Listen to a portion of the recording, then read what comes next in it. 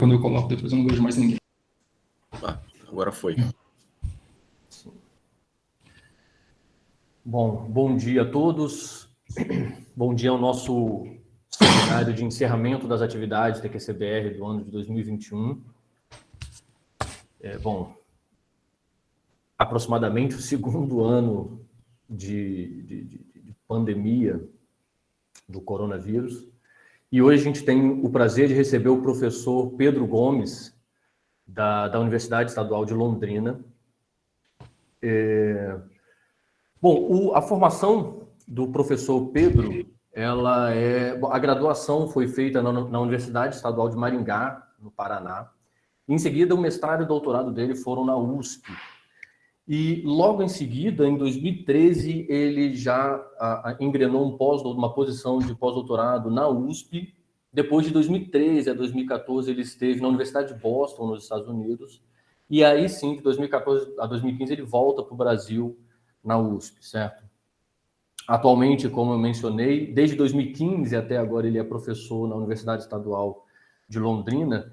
E o professor Pedro, ele tem uma vasta experiência em teoria quântica de campos, modelos com particularidade, modelos efetivos nos estudos de fases exóticas da matéria, modelos topológicos, estudos de fases topológicas, inclusive o modelo, o tema que ele vai apresentar hoje é Dualities in the Fractional Quantum Hall System. A gente estava conversando um pouco antes e o professor Pedro, ele deixou claro que ele prefere que as pessoas interrompam caso tenha dúvidas, então fiquem livres para poder fazer as dúvidas. Quem quiser escrever no chat, por qualquer motivo, eu vou interromper o professor Pedro.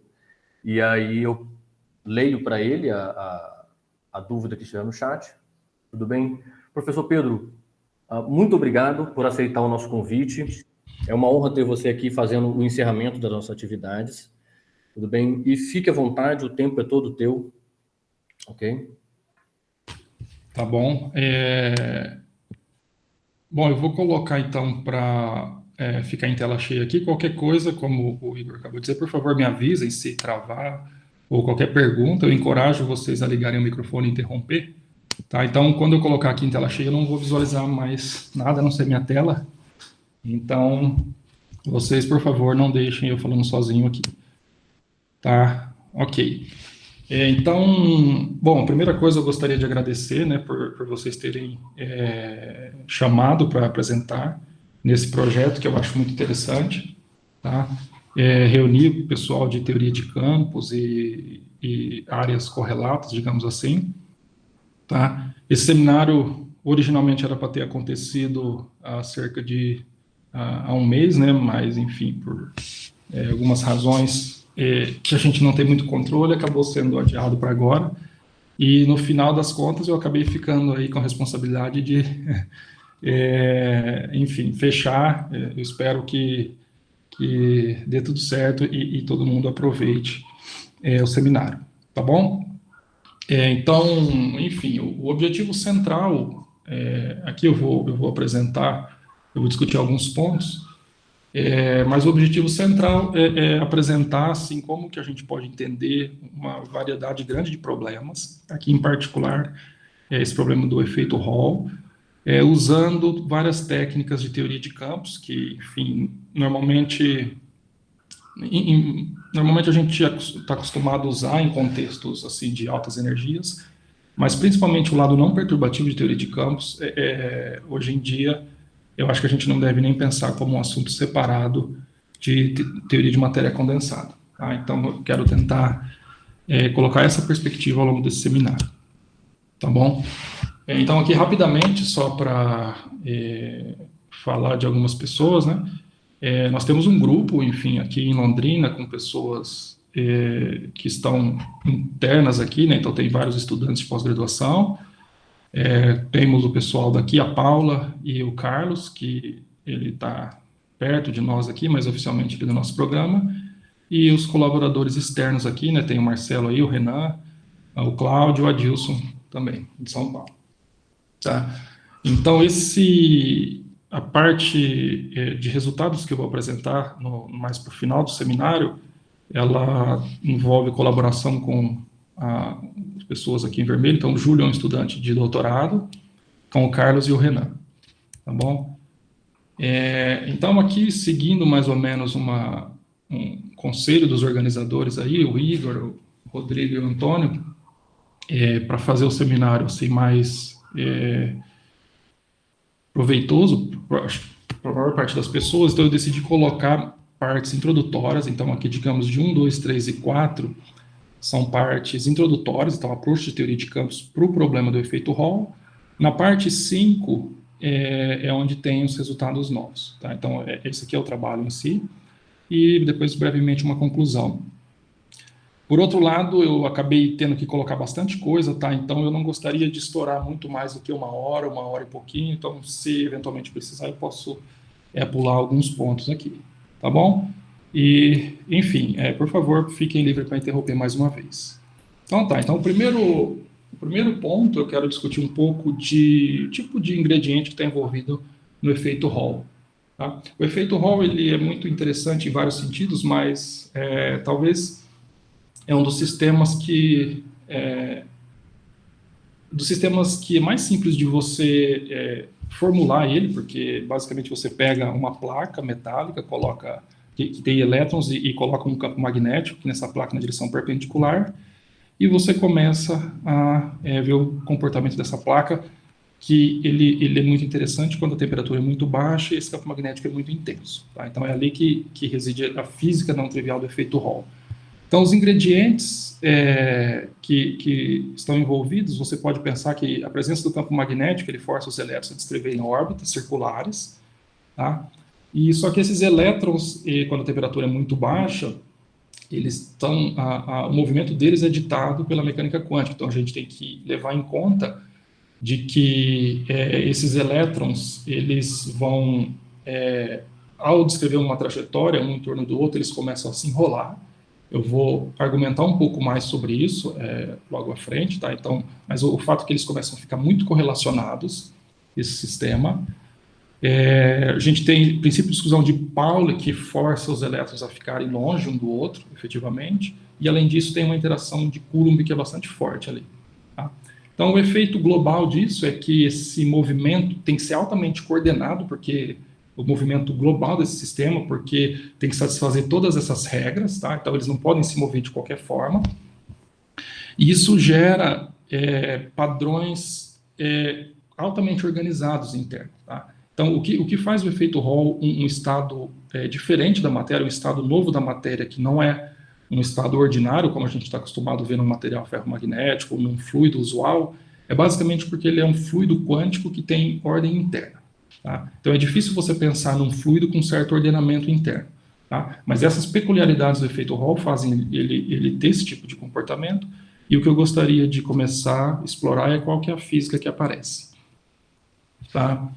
Aqui só para mencionar um pouco mais sobre aquilo que eu disse do enrolamento dos elétrons um em torno do outro, basicamente porque a maneira mais efetiva de você analisar, entender as propriedades físicas, é pensar que, efetivamente, a dimensionalidade desse problema, claro, ele está imerso em 3+1, mas, efetivamente, a dimensionalidade dele é bidimensional, né? Você tem 2 dimensões espaciais. Então, se você encara isso como realmente a dimensão que é fisicamente relevante, então você tem uma diferença crucial quando você analisa, por exemplo, estatística de partículas indistinguíveis, com o caso em 3+1. Tá? Basicamente, se você imagina uma operação de troca de partículas, você não consegue, e só exigindo, né, você imagina a operação de troca exigindo que uma partícula não pode sobrepor a outra, como se fosse uma interação do tipo hardcore. Então, isso faz com que trajetórias, se você tiver uma trajetória de uma partícula, imagina que você pega a bolinha aqui, traz ela para cá e depois você faz uma translação do centro de massa. Tá? Então, isso é uma sequência de operações geométricas que realiza a operação de troca de partículas. Tá? Mas o fato é que essas 2 trajetórias elas não são equivalentes, porque você não consegue, em 2 dimensões, deformar a trajetória de cima na de baixo sem rasgar essa trajetória, né? Porque ela tem que cruzar esse ponto, e eu estou assumindo que você não tem essa sobreposição de partículas. Tá? Em 3 dimensões a situação é diferente, porque aí você tem uma dimensão a mais, que é a dimensão que está saindo do plano aqui da tela, e daí você consegue suavemente deformar uma na outra. Tá? Então, o efeito final é que a estatística em 2+1 ela é ditada pelo grupo de tranças. Então, você tem que levar em conta, para você especificar o estado de uma partícula, não só o estado, enfim, um número de variáveis dessa partícula num instante de tempo, mas você tem que levar em conta essa trajetória. Então, você imagina isso lá no efeito Hall, ele forma uma sopa, um emaranhado de elétrons que estão todos fortemente correlacionados. Tá? E uma das consequências dessa classificação de estatística é a possibilidade de ânions. Tá? Em 3+1, essas trajetórias são equivalentes, então isso, ao exigir essa equivalência entre trajetórias, basicamente você chega à conclusão que o único tipo de partícula que é compatível em 3+1 ou são partículas bosônicas ou fermiônicas. Tá? Então esse é o mecanismo, digamos, um dos mecanismos mais importantes para entender o efeito Hall como um sistema fortemente correlacionado. Tá? Agora, quais são as propriedades físicas que emergem dali? Tá? Então, a propriedade mais famosa é a estrutura de platôs da resistividade Hall. Tá? Então, isso é um indicativo claro, você tem certos fatores especiais aqui, que eu já vou discutir, mas essa quantização, isso significa que tem efeitos quânticos se manifestando. Tá? Então, aqui, basicamente, é um gráfico de resistividade Hall, ou poderia ser de condutividade, mas aqui eu vou falar de resistividade Hall, como uma função do campo magnético. Tá? Então, na região de campos magnéticos baixos aqui, você tem um comportamento linear, essencialmente, então essa é a região clássica, mas a partir de um certo valor crítico aqui de campo magnético, aí você começa a observar essa estrutura de platôs, tá? E esses platôs, eles acontecem quando eles acontecem, a condutividade Hall, resistividade Hall, aliás, ela aparece nesses valores em certos múltiplos de uma combinação de constantes fundamentais, e esse Ni é um número inteiro. Tá? Ele basicamente é um número inteiro aqui. Esse é o que a gente chama de efeito Hall inteiro. Eu vou comentar um pouquinho mais sobre o caso fracionário. Mas antes disso, eu só queria discutir o significado físico desse parâmetro Ni. Tá? Isso é o que a gente chama de filling fraction, ou fator de preenchimento, mas você imagina um problema de Landau, partícula no campo magnético, ele tem um espectro, e esse espectro ele tem uma certa degenerescência. Tá? Então, esse fator de preenchimento, você imagina que você vai colocando elétrons até preencher. Então, por exemplo, se o primeiro nível tiver completamente preenchido, então significa que o Ni é igual a 1. Pode ser que o nível está parcialmente preenchido, ou ele tem os 2 primeiros níveis preenchidos. Tá? Mas, basicamente, esse fator aqui, ele é uma das características mais importantes assim, para caracterizar as fases Hall. E o que eu coloquei aqui como esses números mágicos, né, que esse gráfico é um gráfico do trabalho original, do von Kletzen, mas depois disso eles descobriram, até hoje as pessoas têm descoberto cada vez mais filling fractions, um mundo de filling fractions em que tem propriedades Halls. Tá? Então, esses fatores aqui, cada número desse, você tem algumas classes que têm física parecida, mas você tem, por outro lado, certos valores específicos que é muito difícil entender o que está acontecendo. Tá? Um ponto importante que eu gostaria de chamar a atenção também é sobre a natureza do efeito Hall como uma fase topológica da matéria, isso em contraste com uma fase que tem padrão de quebra de simetria. Né? Normalmente a gente entende as fases e transições entre elas como mecanismo de quebra espontânea de simetria. Tá? Então, se a gente voltar aqui, você tem, por exemplo, se você olhar 2 filling fractions distintas, por exemplo, a física desse platô e desse platô, ela é bastante... tem propriedades físicas diferentes, mas não tem nenhuma simetria associada entre essas duas fases. Então, a questão não trivial é como classificar isso, como que a gente pode classificar fases, e o que eu quero argumentar é que talvez uma das maneiras mais eficientes é entendendo essa natureza do ordenamento topológico. Tá? E isso tem a ver também com o fato de que é difícil você tentar caracterizar a fase localmente como a gente faz normalmente com quebra de simetria, porque você não consegue definir em qual estado o sistema está olhando localmente. Como eu disse, por causa das correlações fortes, você tem que meio que olhar o sistema como um todo. Tá? Então eu vou voltar a falar sobre isso, e apesar de não ter uma simetria subjacente, eu vou argumentar uma construção baseada em quebra de simetria também, que é uma parte importante do seminário. Tá? Então, isso é uma fase topológica da matéria. Uma característica importante é que ela tem um comportamento diferente de qualquer outro tipo, no sentido de que você tem o bulk, ou seja, o interior aqui da fase, ele é gapeado, então ele tem uma energia que para você poder conduzir, você tem que vencer esse gap, então ele funciona como um isolante, tá? Só que ele, por outro lado, funciona como um condutor na borda. Então, se você imagina uma placa do efeito Hall de tamanho finito, no bulk você não tem condução de corrente, mas na borda você tem. Tá? E como que a gente pode entender isso? Você pode entender um argumento heurístico da seguinte forma, né? Você imagina aqui a placa finita em contato com o vácuo. O vácuo pode ser pensado como uma fase trivial, que também é gapeada. Tá? E esse gráfico, talvez a melhor maneira de interpretar ele, esse diagrama que eu coloquei, é como se fosse a realização espacial de uma transição de fase. Então, a pergunta é como que você tem uma fase que ela tem uma certa estabilidade, porque o gap ele acaba protegendo, é difícil você tirar o sistema, excitar ele, né? Esse gap ele é proporcional ao campo magnético, o campo magnético, eu disse, é bastante intenso, então esse gap, para fins práticos, ele é quase que infinito. Então, a única chance de você transitar entre duas fases que são estáveis é ter o fechamento do gap. Tá? Então, aqui você pode pensar nesse ponto, que eu estou dando uma realização espacial, mas é como se fosse o ponto de transição de fase. Tá? Então, ali tem que ter o fechamento do gap. Então, isso significa que aqui você tem os graus de liberdades que vivem na borda, eles são bem diferentes dos que vivem lá no bulk. Tá? E, como eu vou discutir um pouco, isso basicamente significa ter uma teoria conforme, unidimensional, tá? Em uma mais uma dimensões, em uma dimensão espacial. Tá? Por causa do gap, ele se comporta como um fluido incompressível, e o mais intrigante é que ele é um fluido incompressível mesmo quando a filling fraction é fracionária. Tá? Então, isso significa que tem efeito de interação importante para governar a física do efeito Hall, no caso fracionário. E como eu disse, todas as filling fractions, para qualquer filling fraction, o efeito Hall, ele é um fluido incompressível, porque ele tem esse gap, mas tem uma filling fraction especial, que é a filling fraction meio, que aí ele se comporta como um metal. Tá? Então você vê que tem certos ajustes internos ali que a física que aparece é completamente surpreendente. Tá?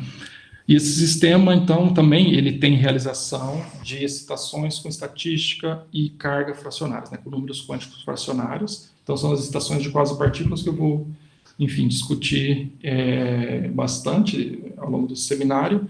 E esses são chamados de ânions, tá? Então, eles têm a ver com o tipo de partícula que pode aparecer devido à estatística de Brady. Tá? Então, uma coisa que parecia completamente abstrata, ele encontra realizações bem concretas no efeito Hall.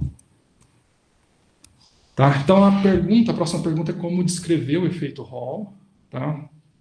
E o que eu quero argumentar é que se você tentar fazer uma descrição puramente microscópica, como normalmente você trataria um sistema de muitos corpos, você pode imaginar que você constrói a equação de Schrödinger, envolvendo tantos elétrons, põe todas as interações, todos os ingredientes e tenta produzir uma solução para a equação de Schrödinger.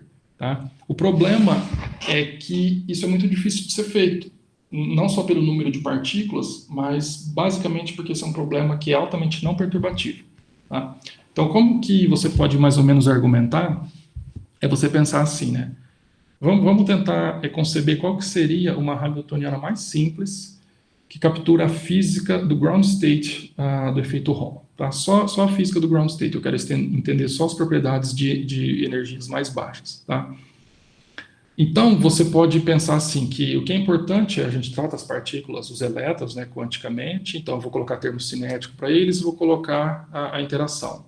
A interação de Coulomb, repulsiva entre eles. Como o campo magnético é forte, isso acaba polarizando os spins, então é um grau de liberdade que fica congelado, não preciso me preocupar muito com isso. E também, se eu quero analisar a física só do ground state, o termo cinético, ele é basicamente também congelado, tá? Tudo que eu tenho que pensar, dar um jeito de conceber, mas isso é o que acontece de fato, é que a interação de Coulomb, por si só, ela não é suficiente para vencer o gap. Tá? Ela não é suficiente para vencer o gap. Mas então, isso significa que uma Hamiltoniana mais simples que você poderia tentar analisar para construir, para tentar descrever ou entender a física do efeito Hall no limite de baixas energias, é imaginar que a interação de Coulomb projetada no nível de Landau mais baixo, esse lowest Landau level. Tá?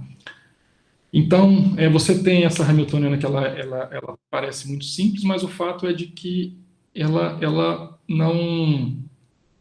a gente não consegue usar a teoria de perturbação, por exemplo, para atacar esse problema. Porque, tipicamente, a gente tem um fluido que tem um estado normal e você liga alguma interação pequena, como no caso de condensação, de Bose-Einstein, por exemplo, ou mesmo sem interação, mas então isso significa que um regime perturbativo faz sentido, e você entende a nova fase como ligando essa perturbação. Então, aí a gente consegue usar a teoria de perturbações.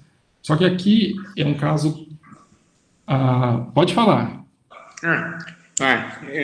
Desculpa a invasão, mas como você mencionou ânions, eu tenho pergunta eterna. Se é verdade que para ânions não existe formulação lagrangiana, e se não existe, como nós podemos lidar com tudo isso, com ânions? Tá, vamos... eu vou deixar um pouquinho, porque eu vou mostrar explicitamente algumas lagrangianas que... eu não sei em qual sentido você disse que não existe uma formação lagrangiana, mas eu vou apresentar algumas lagrangianas que capturam propriedades de ânions. Então, eu vou colocar assim.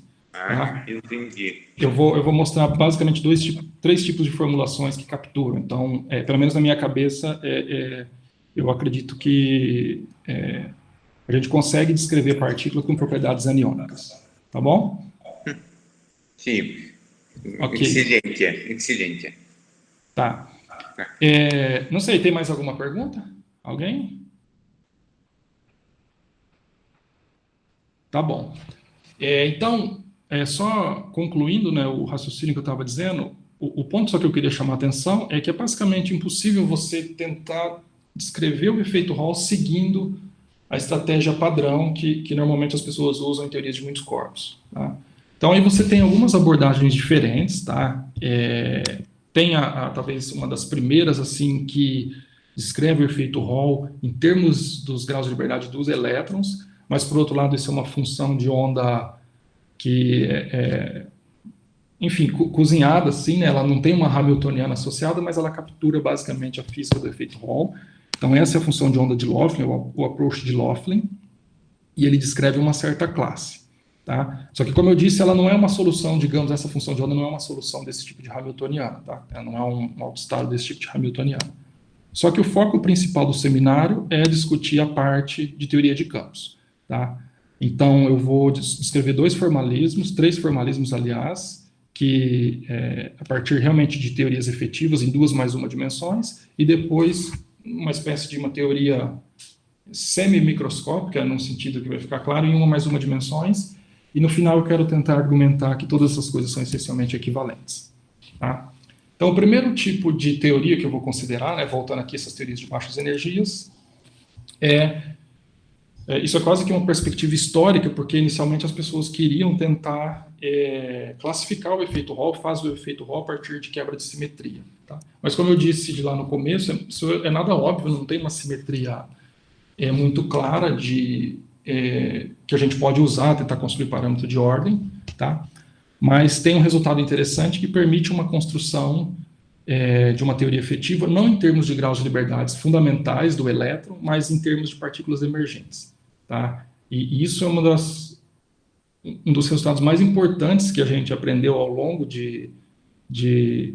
da física, né? Que a chave para você descrever um sistema físico é você entender quais são os graus de liberdade que são fracamente acoplados. Não necessariamente eles são os graus de liberdade que você começou. Tá? Então, quando você entende isso, aí você consegue tipicamente descrever uma teoria e entender a física subjacente. Tá?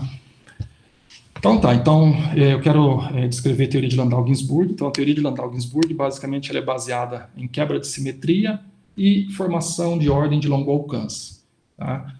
Então é isso que eu vou chamar de ODLRO, né, Off Diagonal Long Range Order. Esse é um nome meio old-fashioned, porque isso tem a ver com elementos de matriz densidade não diagonais, por isso é chamado de off-diagonal. Mas uma perspectiva assim, mais moderna de teoria de campos, a gente pensa como uma função de correlação de dois pontos de parâmetro de ordem. Tá? Basicamente, função de correlação do parâmetro de ordem e o comportamento dessa função de correlação quando você vai para longas distâncias. Tá? Basicamente isso. Então, a gente pode mais ou menos classificar isso, esse comportamento para longas distâncias, em três classes. Tá? Quando isso vai para uma constante, tipicamente a gente diz que você tem esse ordenamento de longo alcance. Tá? Você pode ter uma forma que decai, só que ela decai de maneira muito branda, que é com decaimento com uma lei de potência, então isso é chamado de ordenamento algébrico, né, de longo alcance.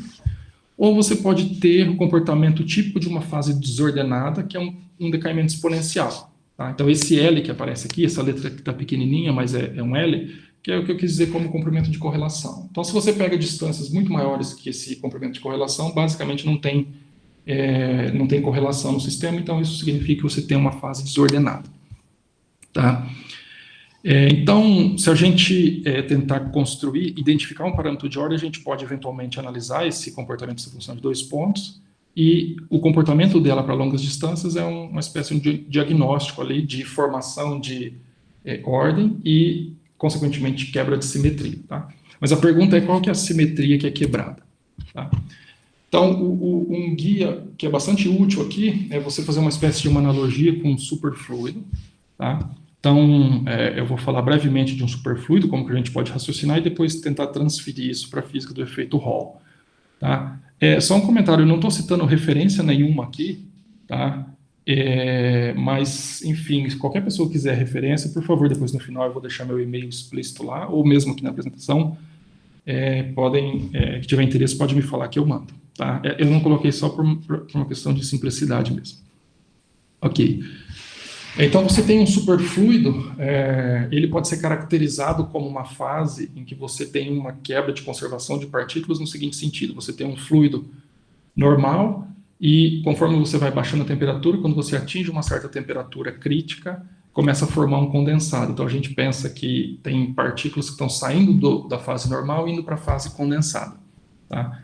Então, isso, numa teoria não relativística, essa simetria U1 global, ela está associada com conservação de partícula, e como é uma simetria contínua, então você tem excitações gapless, né, excitações de Goldstone. Então, aí você vê que como você tem essas excitações de Goldstone, isso implica essencialmente que você vai ter essas correlações de longo alcance. Tá? Então, ali você vai ter aquele ordenamento de longo alcance por causa dessas excitações gapless. Tá? Mas a questão é que tem uma diferença. Então, a gente pode imaginar o efeito Hall como uma coisa parecida, uma espécie de uma simetria U1, só que tem uma diferença já crucial, porque, como eu disse, no efeito Hall não tem excitações gapless no book. Todas as excitações no book são completamente gapeadas. Então, tem que ter algum mecanismo para fazer isso, e o que eu quero argumentar na sequência é que tem uma espécie de tem um parâmetro de ordem escondido ali no efeito Hall, e ele foi descoberto pelo Girvin e pelo Nicholas Reed. Tá? Então, estou falando alguns nomes, depois eu posso passar referências mais precisas, mas isso é entre final dos anos 80 e início dos anos 90. Tá? Então, é interessante, mas se você tentar imaginar uma formulação assim, segundo quantizada para o efeito Hall, imagine o operador de elétron. A coisa ingênua que você poderia tentar fazer é calcular o valor esperado, tratar o operador de elétron como o parâmetro de ordem em si e olhar o comportamento dessa função de dois pontos. Tá? A conclusão que você chega, que você vê, então dá para mostrar isso, é que ele tem o decaimento exponencial. Tá? Então isso caracteriza, em termos dos elétrons, dos graus de elétrons, você realmente não tem nenhum tipo de ordenamento de longo alcance. Tá? Característico de uma fase desordenada. Tá? Por outro lado, você consegue modificar essa função de correlação para mudar esse comportamento exponencial. Tá? Como que você modifica isso? Você basicamente define um novo objeto, que ele é o elétron, só que ele está grudado aqui, eu coloquei um certo operador U, mas você imagina que você tem um operador U que ele insere fluxo nesse elétron. Tá? Ele basicamente gruda unidades de fluxo, uma unidade de fluxo nesse elétron, e aqui, como você pode pensar, um U elevado a M, ele cola M unidades de fluxo nesse objeto. Tá? E eu estou escolhendo esse M para ser ímpar. Tá? Por que eu estou escolhendo esse M para ser ímpar? Isso, enfim, vai ficar claro mais para frente, mas nesse ponto, a única coisa que é interessante, uma coisa que é interessante a gente observar é que essas M unidades de fluxo com M ímpar, basicamente, elas mudam a estatística desse objeto. Tá? Então, esse objeto do lado esquerdo aqui, que é a composição do elétron mais um número ímpar de unidades de fluxo, ele funciona como um bóson. Tá? Então, esse Φ, eu vou chamar ele como um composite boson, porque ele é uma espécie de elétrons mais fluxos. Tá? Então, na literatura tradicional, isso é chamado de composite boson. E aí, o que é interessante é que se você for olhar a função de 2 pontos desse objeto, aí sim ele tem um comportamento de longo alcance, tá? Porque aí, quando você vai para distâncias muito grandes, basicamente eles tendem para uma constante. Então, isso caracteriza um ordenamento de longo alcance. Então, a estratégia é você pensar em construir uma teoria de Landau, não em termos dos graus de liberdades fundamentais, mas em termos dos composite bosons. Tá? Então, a gente pode construir uma teoria de Landau usando quebra de simetria, tem uma fase ordenada em que esse objeto aqui funciona como parâmetro de ordem. Então, daqui para frente, eu vou escrever uma teoria para Φ. Tá? Então, isso que eu disse, que isso é uma indicação de que os graus de liberdades mais apropriados para você descrever o efeito Hall são os composite bosons desse ponto de vista, eles não os elétrons em si. Tá? Se você quiser, a gente pode formalmente inverter essa relação aqui, tá? Eu só inverti. Então, por outro lado, o elétron, ele pode ser visto nessa teoria como bósons grudados aqui em menos M unidades de fluxo. Tá? Então, aqui foi o Albert que perguntou lá dos ânions, né? Isso daqui é uma espécie de uma realização local de uma estatística aniônica no seguinte sentido, né? Eu quero tentar descrever o efeito físico disso a partir de uma teoria local, pelo menos visualmente local, tá? Uma lagrangiana, em termos de uma lagrangiana. Então, para implementar esse operador em termos dessa teoria, o que eu tenho que fazer é pensar que onde tem carga tem que ter fluxo magnético. Tá? Então, se você regular esse fator M aqui, você consegue dar estatística, em particular estatística fracionária para algumas excitações que aparecem aqui, que eu vou mostrar daqui a pouco. Tá? Mas o M, então, vai ficar como um parâmetro. Então, basicamente, isso é o mecanismo de flux attachment, ou seja, onde tem carga, você cola fluxo, e isso faz construir um grau de liberdade emergente, que esse grau que é interessante, que a gente consegue escrever uma teoria efetiva para ele. Tá? Então, a pergunta é como que isso pode ser interpretado em termos de uma teoria lagrangiana. Basicamente, você tem que ter uma componente da corrente aqui, o acoplamento da corrente com um certo campo, que eu já vou discutir um pouco melhor o que ele significa, e esse campo, ele tem que ter um Chern-Simons. O que eu quero dizer é que se você achar a equação de movimento de alfa zero aqui, você obtém a equação acima. Tá? Então, esse campo que está aparecendo aqui, ele aparece como um campo de calibre. Eu vou escrever daqui a pouquinho a versão invariante de calibre, mas ele tem algumas propriedades importantes. A primeira coisa, ele não é o campo eletromagnético. Tá?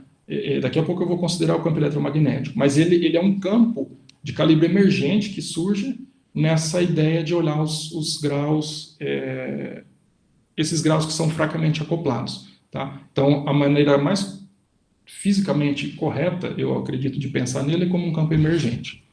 Tá? Então, ele é um grau de liberdade que ele codifica certas propriedades desse sistema bem complicado que é o efeito Hall.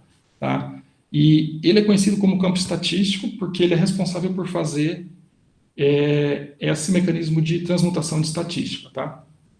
Então, essa equação, essa lagrangiana, essa ação efetiva, ela pode ser pensada como implementando, basicamente, esse tipo de mecanismo. E o que eu posso fazer aqui, basicamente, agora é introduzir dinâmica para essa matéria descrita por J0. Tá? Então, é isso que eu coloquei aqui. Então, eu coloquei uma teoria não relativística, mas eu vou considerar o caso relativístico, porque é mais interessante, é mais simples, aliás, para o que eu vou discutir no futuro. Mas, então, você pode pensar que aqui está o acoplamento, o alfa zero, com o J0, nessa teoria não relativística. Então, você pensa, o composite boson, ele carrega, no fundo, a carga do elétron, no final das contas. Então, ele também sente a interação com o campo eletromagnético, então, por isso que ele acopla também com o campo externo, tá? E tem um Chern-Simons para ele aqui. Você pode ter um certo potencial que admite quebra de simetria e mais o Chern-Simons para fazer a transmutação de estatística. Então, isso daqui é uma forma, né, esse tipo de teoria chamado como teoria de Landau-Ginzburg, que foi construída pelo Zhang, Hanson e Kvelson. Tá? Então, isso daqui, Albert, eu penso como uma realização lagrangiana para uma teoria que contém ânions. Então, eu vou mostrar eu vou discutir, na verdade, onde que estão os ânions, tá? Aqui no final dessa transparência. Mas só alguns comentários antes, tá? Então, vamos ver aqui. Então, eles são carregados, eles acoplam com o campo externo, tá? Então, você pode imaginar, a gente interpreta esse campo externo da seguinte forma, né? Você tem o campo físico que você aplica para estabelecer o efeito Hall. Uma vez que ele atinge o equilíbrio, a fase Hall, aí você aplica novamente campos, pequenas perturbações, para medir a resposta Hall do sistema. Então, esse A0, ele basicamente é essa perturbação em cima da fase Hall formada, que já envolveu um campo eletromagnético. Tá? Então, isso aqui você pode pensar como pequenas perturbações para a gente ler a resposta Hall do sistema. Tá? O fato de você acoplar com um campo de calibre, quando eu estava discutindo aquela analogia com a superfluido, é importante também, além de fazer a transmutação de estatística, mas aí como você tem um campo dinâmico, isso significa que tem mecanismo de Higgs, então ele absorve o bóson de Goldstone e acaba tendo uma fase que é gapeada, então isso resolve o problema do gap também. Tá?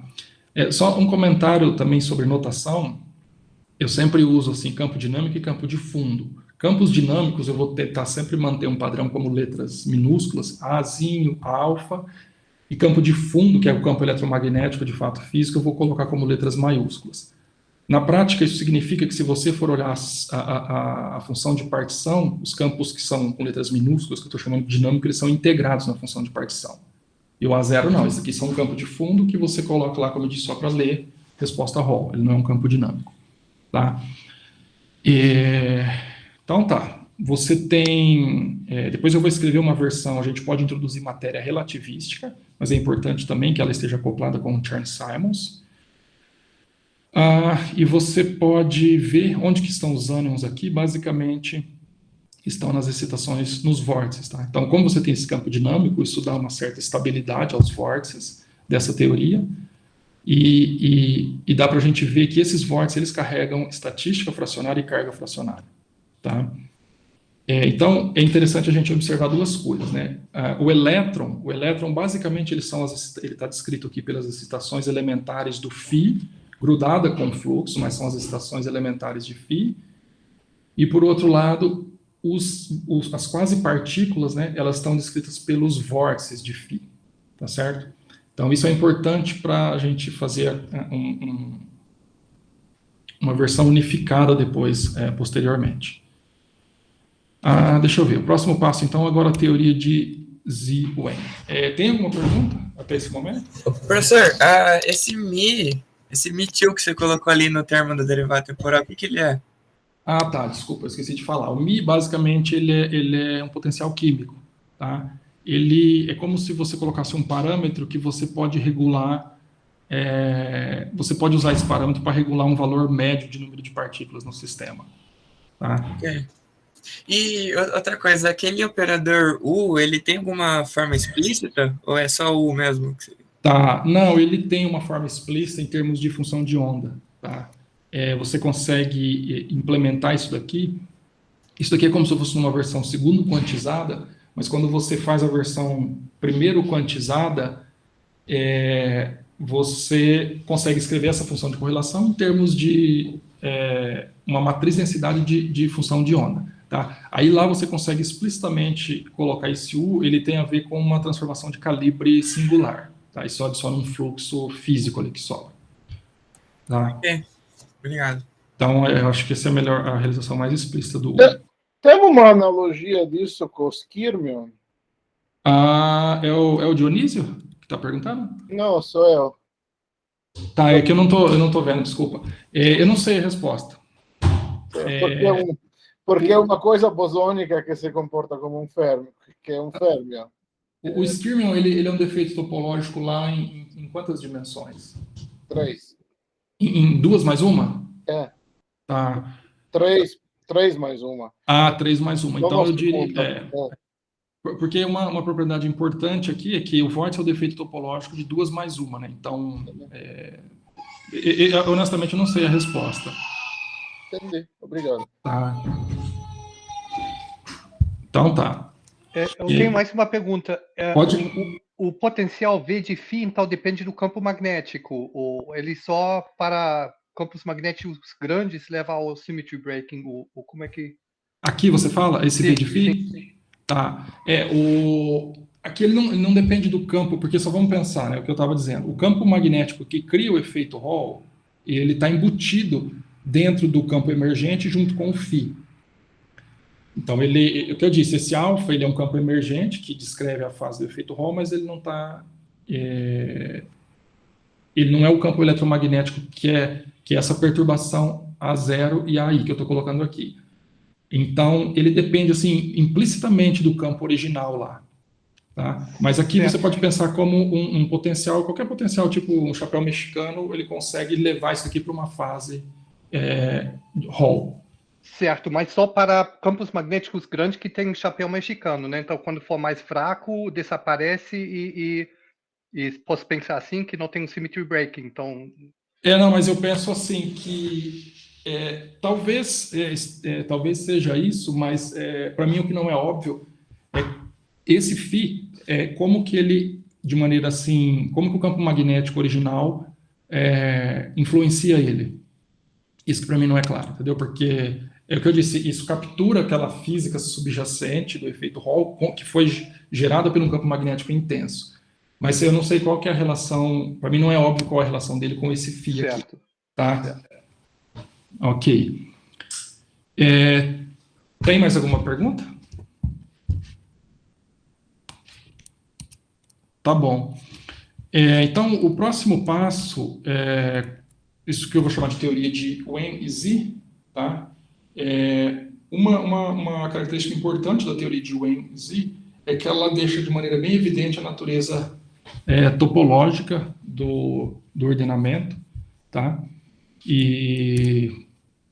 Então, a gente constrói ela de uma maneira mais padrão, digamos assim, do que a gente está acostumado em teoria de campos. Ou seja, pegue alguns princípios gerais da fase Hall e tente construir uma teoria efetiva. Basicamente, essa é a receita.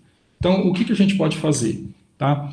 Primeira coisa, eu quero construir, então, uma teoria de baixas energias, tá certo? Que vive em 2 mais 1 dimensões, que tem uma corrente eletromagnética conservada. Tá? Então,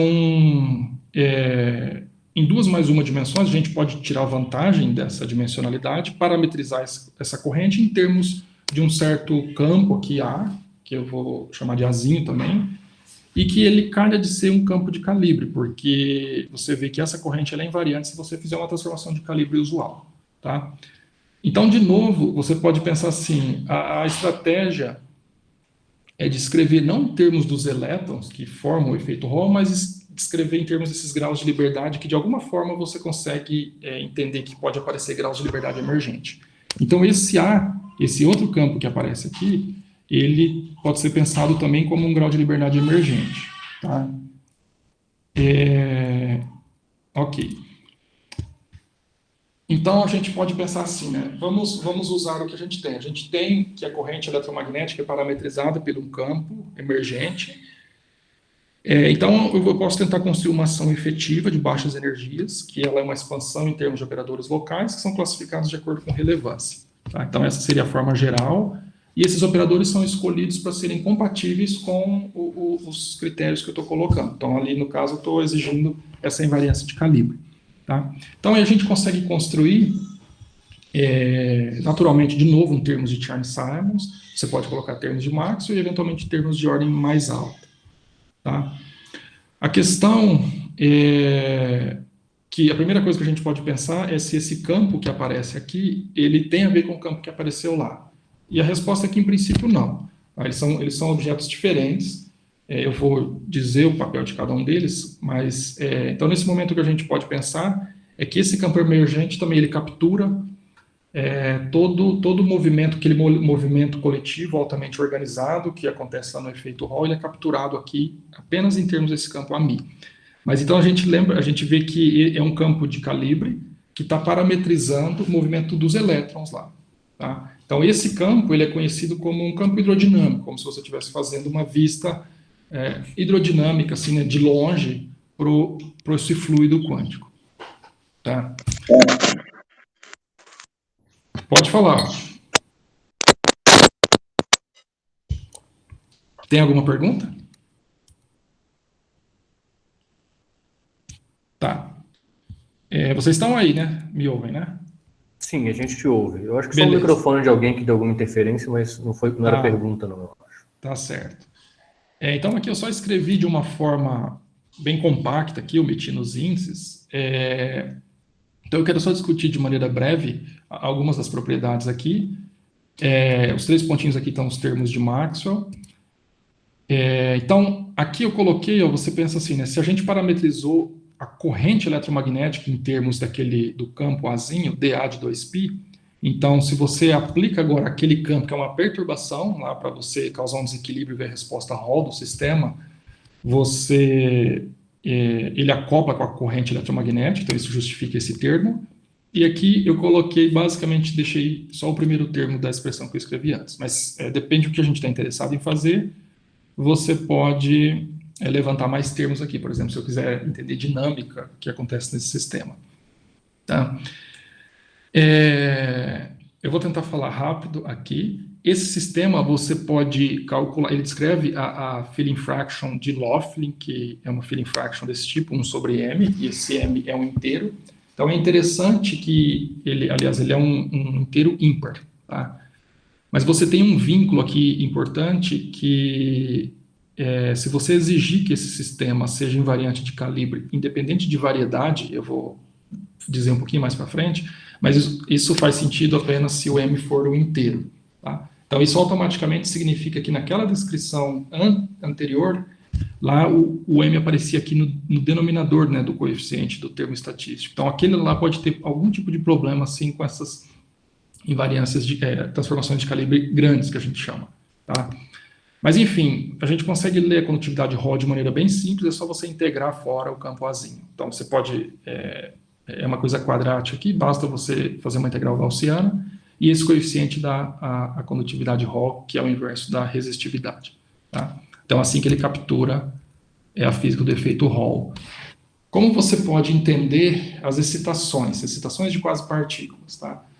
Aqui, como eu disse, você tem uma formulação que ela trata melhor a questão da invariância de calibre, independente da variedade que você está. É interessante a gente consegue conceber esses operadores de linha de maneira bem consistente, tá? Então, eles são operadores de Wilson. Então, aqui tem um parâmetro N, esse parâmetro N, basicamente, a gente pode pensar que ele vai de 1 até o coeficiente do Chern-Simons, M, tá? Tem uma parametrização que ele é basicamente um número de inteiros, assim. Ele é um inteiro e que corre de 1 até m, tá? E a interpretação física desse objeto é como se fosse a trajetória dessas quase-partículas que são guepiadas, tá? Então aqui é como se a gente estivesse tratando a quase-partícula não como dinâmica, mas como uma coisa que você tem controle, mas aí você pode controlar como que ela se move e ver quais são as propriedades dessas quase-partículas no sistema, tá? Então, em particular, se você analisar o valor esperado desses operadores de linha, você pode obter informação sobre estatística e carga que essas quase-partículas têm, tá? Descrita em termos desses operadores de linha. É conveniente você parametrizar, então, essas excitações em termos de uma corrente, dessa forma aqui, né, uma parametrização usual para uma corrente. E daí é bastante simples a gente escrever, imagina que você vai calcular aquele valor o valor do operador de Wilson, avaliado aqui na teoria com o Chern-Simons, e com essa parametrização você consegue escrever isso dessa forma, tá? Então, o efeito final é que se você tem uma ação efetiva que contém, além disso, além do ground state do efeito Hall e as excitações de quase-partículas, você pode simplesmente entender as excitações como a presença de uma corrente aqui, tá certo? Então, você pode pensar, isso aqui é uma descrição do efeito Hall com quase-partículas codificadas em termos da corrente, só que não tem dinâmica. Mas a gente pode dar dinâmica para elas. Então, também você pode colocar uma dinâmica relativística ou não relativística. Então, por exemplo, essa expressão aqui dá lugar a essa daqui, se eu coloco dinâmica para essas quase-partículas. Tá? O que é interessante aqui, que é diferente do caso anterior, é que aqui as excitações elementares desse campo, φ, elas estão associadas com quase-partículas. E os vórtices desse campo φ, que são os elétrons. Então, isso é exatamente o contrário do que apareceu lá, no caso da teoria de Nadal-Ginsburg. Lá, as excitações elementares do campo φ eram os elétrons e os vórtices eram as partículas, e aqui é o contrário. Tá? Então, isso sugere uma relação de partícula-vórtice, como eu vou descrever daqui a pouco. Tá? Eu acho que eu vou passar rápido nisso, depois se alguém quiser fazer pergunta, mas eu vou só comentar, na verdade, esse slide. Tá? Como eu disse, se você colocar esse sistema em certas variedades, ele tem uma resposta não trivial. Tá? Então, se você pegar o Chern-Simons, ele implica energia zero, significa, digamos, ground state, só que a pergunta não trivial é qual o número de estados que tem energia zero. Tá? E esse número de estados ele é sensível à topologia. Tá? Então, isso é uma característica marcante de classificação de ordenamento topológico, é uma classificação teórica, porque, enfim, você não consegue pegar topologias muito mais complicadas do que essas, mas é uma caracterização teórica, tá? E o fato que a degenerescência do ground state ela tem essa dependência. Ela é basicamente o coeficiente do Chern-Simons elevado ao gênus da variedade. Tá? Essa parte eu vou passar rápido, então, eu vou pular, na verdade, mas isso aqui é como que você pode entender a presença dos edge states lá, tá? Aqueles estados sem massa que aparecem na borda. Eu posso deixar aquilo para as perguntas. Então, agora eu queria entrar nessa última parte de quantum wires. Também vou tentar falar mais ou menos rápido. Tem alguma pergunta?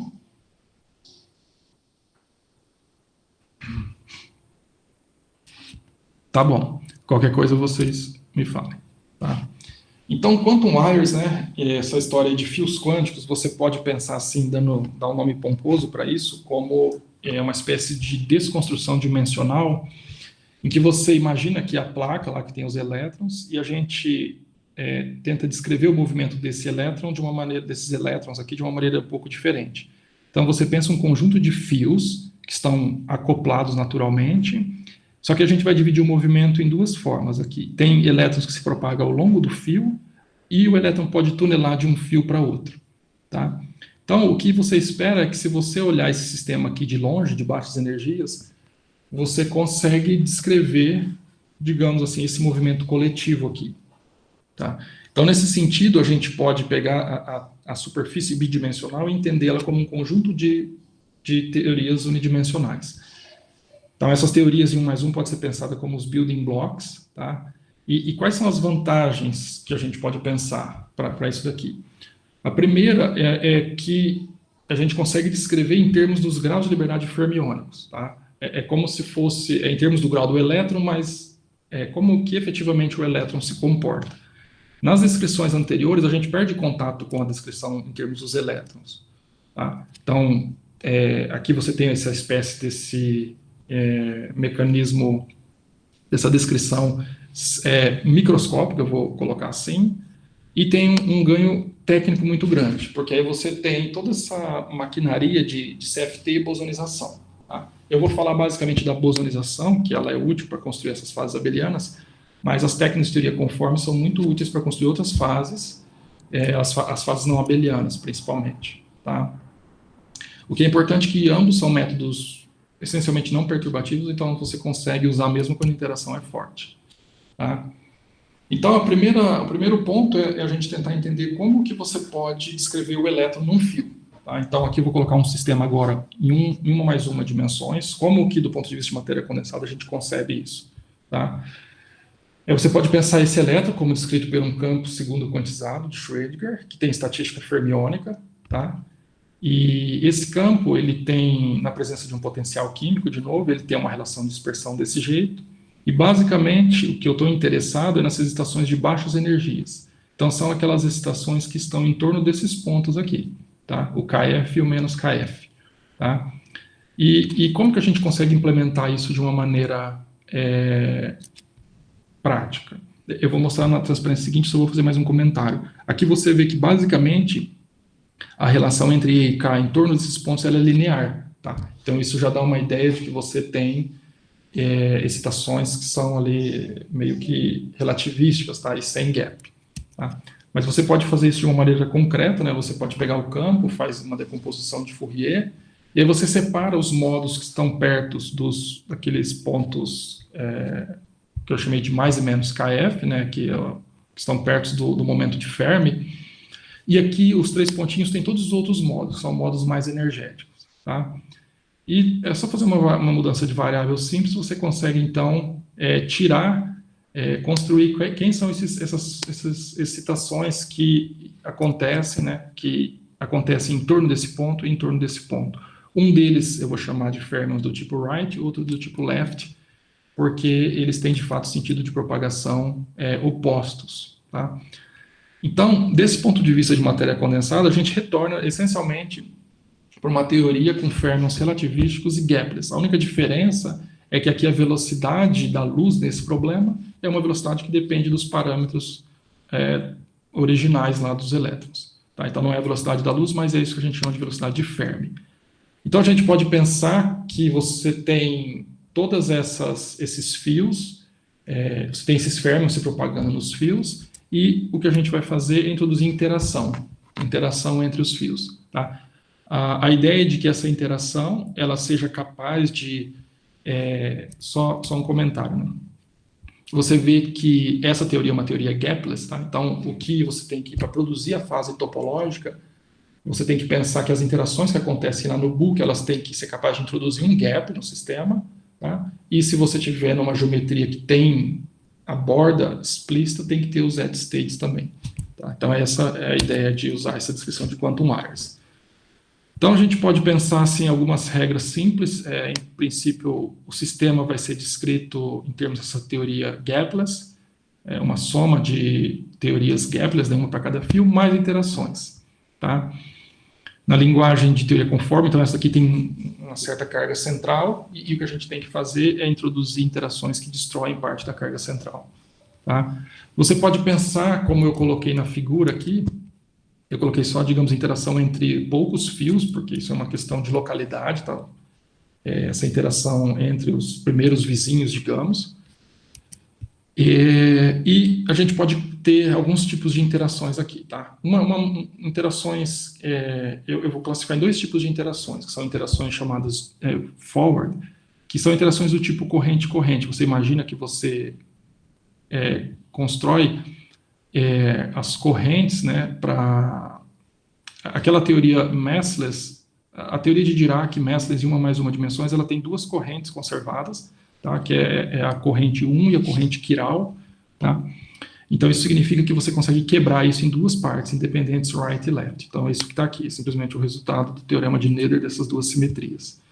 E você tem alguns objetos naturais que você pode tentar construir que são compatíveis com as simetrias originais. Então, essas são as interações corrente-corrente, só que essas interações, elas são marginais exatas, tá? Elas não abrem nenhum gap no sistema. Tudo que elas fazem renormalizam o termo cinético, mas elas são importantes, eventualmente, para você fazer outras interações ficarem relevantes ou não, tá? Eu vou passar rápido aqui, mas eu vou dar um exemplo de uma interação que abre um gap. Eu acho que é a coisa mais fácil de fazer, depois se tiver perguntas eu volto. Se você simplesmente pegar uma interação quadrática, isso se você imagina um limite do contínuo, isso é simplesmente um termo de massa lá na equação de Dirac, e essa interação aqui, então, ela introduz uma massa, e essencialmente ela é responsável pelo efeito Hall inteiro. Tá? Então, como descrever o efeito Hall inteiro, usando esse formalismo de quantum wires, tá? E você consegue acomodar também, modificar essa interação, definindo esses objetos que eu estou chamando de fermions vestidos, introduzindo esse parâmetro M. Então, essa interação escrita aqui embaixo, ela é capaz de descrever exatamente a Feeling Fraction, tá? Depois eu posso fazer mais comentários se tiver perguntas. Mas o fato é que a gente tem um sistema que, do ponto de vista fermiônico, ele é super complicado, porque imagina que você vai colocar isso daqui na Hamiltoniana ou na ação, você tem uma coisa que é polinomial muito esquisita aqui, porque eu só estou exigindo nesse momento que esse M é ímpar, de tal forma que isso daqui seja um polinômio de fato, e não uma coisa, uma raiz, coisa assim. Mas, em princípio, você pode ter uma interação com M muito grande, e isso é um polinômio muito grande. Então, do ponto de vista fermiônico, é super difícil de tratar isso, mas você pode fazer bosonização, tá? Então, a bosonização, basicamente, a gente representa o fermion em termos de graus de liberdades bosônicos, tá? Então, aqui você tem esses dois campos, que são campos bosônicos, θ e φ, eles têm uma regra de comutação, tal como descrito aqui. Então, se você pegar e adicionar na teoria fermiônica todas aqueles tipos de interações que eu mencionei, todas elas são acomodadas em basicamente 3 tipos de termos, tá? Então, tem 2 parâmetros aqui, V e K, então eles são redefinições dos parâmetros originais, mas basicamente você tem uma teoria que descreve 3 tipos de termos, tá? Em termos desses campos bosônicos. E o fato é que aí essa teoria é uma teoria do tipo Sine-Gordon, então a gente consegue entender as propriedades físicas dela, basicamente, quando aquele operador do cosseno ele fica relevante, e isso é possível se você ajustar explicitamente as interações do tipo forward, tá? E por isso que eu disse que é importante, porque você consegue eventualmente ajustar isso para esse operador ficar relevante, e quando ele é relevante, ele abre um gap no sistema. Então você consegue, a maneira mais prática de ler a física do efeito Hall, da fase de Laughlin, é você ir para uma base que diagonaliza, tá, o sistema, que é essa base de links aqui. Então, as variáveis que diagonalizam, elas naturalmente vivem nos links e não nos fios, porque ela é uma combinação, tá? Então, aí você consegue ver, de fato, que agora os campos na base diagonalizada é como se você estivesse achando quais são as quase partículas, né, que você consegue realmente observar. Elas carregam a informação do M, a mesma regra de comutação que tinha antes, é uma teoria gapeada e você consegue explicitamente construir operadores que criam quase partículas. Tá? Então, dá para mostrar que esse operador tem os números quânticos fracionários. Então, é assim que a gente descreve a fase de Laughlin do ponto de vista de quantum wires. Agora... Desculpa, posso fazer uma pergunta? Desculpa. Vai lá. Eu fiquei confuso. Onde é que entra o campo magnético? Porque você tem agora os fios de right e left moving e as interações, mas o ingrediente fundamental são os Landau levels, certo? Isso, tá bom. Boa pergunta, obrigado. É que eu passei rápido e não falei. Mas, basicamente, você pode pensar assim, quando você introduz... Você pode colocar aqui, como você disse, um campo magnético externo. O que esse campo magnético externo faz, ele modifica os momentos de Fermi aqui, tá? Só que quando a gente faz a expansão em torno dos momentos de Fermi, então ele acaba estando parametrizado dentro do KF e da velocidade de Fermi que aparece depois, tá? Mas basicamente ele modifica o KF aqui. E no fundo, essa é a maneira correta de proceder, tá? Certo, obrigado. É que eu esqueci de falar. Fazer uma pergunta, Pedro? Pode falar.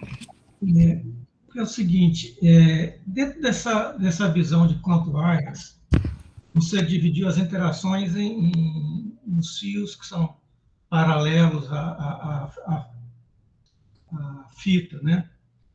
Mas o efeito Hall é um efeito coletivo. É um efeito que a gente espera que represente interações a longas distâncias. Eu fico um pouco assim, querendo entender como é que a gente justifica que a interação entre os fios seja entre vizinhos. Que a interação entre os vizinhos domine a dinâmica. Tá. Ou será que tem algum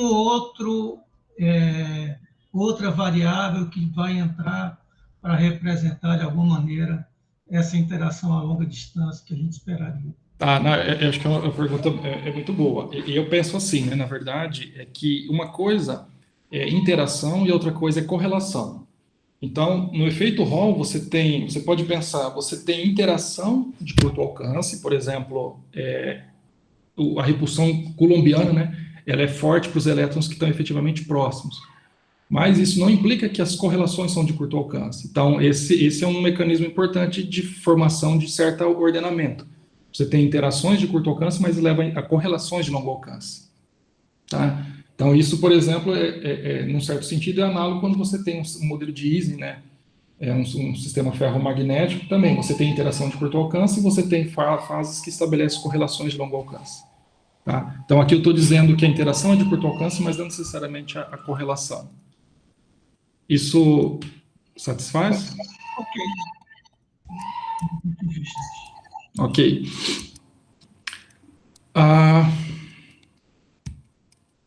Tá bom, vamos só pensar aqui. Agora, 12h12, a gente começou também uns minutinhos. Eu vou tentar... essa aqui seria a última parte, de fato. Eu vou tentar ser breve aqui, e aí eu posso deixar para perguntas também, se tiver, tá? Mas aqui, de fato, entra a parte, até agora seria uma parte assim de revisão, aqui entra a parte que é a parte dos resultados novos, então esse, como eu disse lá, é um trabalho com aqueles suspeitos em vermelhos lá, e eu coloquei aqui porque eles estão aí, a gente põe pressão para publicar isso, submeter esse ano, tá? Mas a estratégia geral é a gente entender se aqueles 3 formalismos que a gente discutiu anteriormente, eles estão conectados ou não, tá? Então, o ponto crucial aqui basicamente o que está por trás, e como eu já adiantei um pouco na discussão, tem a ver com dualidade partícula-vórtice. Tá? Então, se você tem, basicamente, teoria, então, essa dualidade partícula-vórtice, ela existe entre teorias relativísticas e não relativísticas, então eu vou colocar o setup relativístico, porque ele é mais simples, mas isso pode ser muito bem formulado de maneira não relativística, tá? E eu vou tentar argumentar que essas duas teorias, elas basicamente descrevem, em baixas energias, assim, elas descrevem o mesmo tipo de física, tá? Do ponto de vista exclusivamente 2+1 dimensional, talvez isso é uma das melhores coisas que a gente pode fazer, tentar rastrear as simetrias globais, a estrutura das fases. Mas provas definitivas da dualidade partícula-vórtice, aí você tem que fazer, ou, por exemplo, construção de quantum layers, então tem discussões recentes sobre isso, também métodos numéricos, também as pessoas. Então é uma dualidade bastante testada. Tá? Então a essência dessa dualidade é que se você tem uma teoria que tem vórtices, e se você olha, esses vórtices carregam carga, se você olha de longe esses vórtices, eles parecem com partículas pontuais. Então, isso significa que a gente pode tentar construir uma outra teoria para descrever esses vórtices como as estações elementares de algum campo. Tá? Então, é isso que eu quero tentar argumentar aqui. Tá? Então, de novo, a forma do potencial, a forma muito específica, ela não é muito importante. O que é relevante é que esse potencial ele tenha padrões de quebra de simetria.